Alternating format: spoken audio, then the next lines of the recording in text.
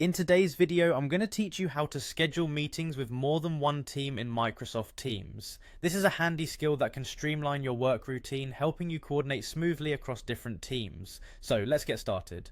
First things first, you'll need to sign into your Microsoft Teams account. You probably already have the app open, but if not, just navigate to the Microsoft Teams website or open the app on your device. Enter your login details and you'll be greeted by the familiar Teams interface. This is where all the magic happens.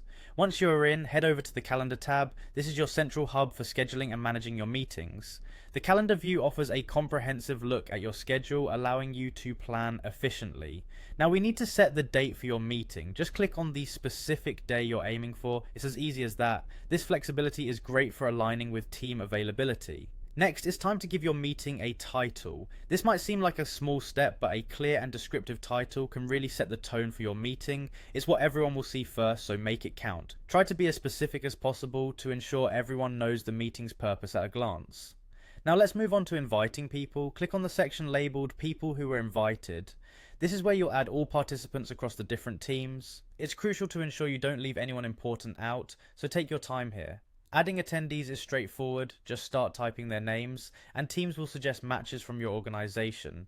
Once you have your list of invitees ready, click on Everyone.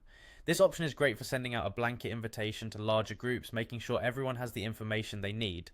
With everyone added, you're close to finalizing your meeting setup. After double checking everything, go ahead and click on Save.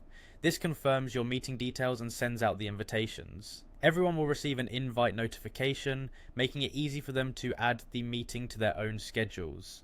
Finally, once everything is set, you might want to share the meeting details externally. Teams makes this simple with the option to copy the meeting link and share it. This is particularly useful if your meeting includes external partners who need easy access.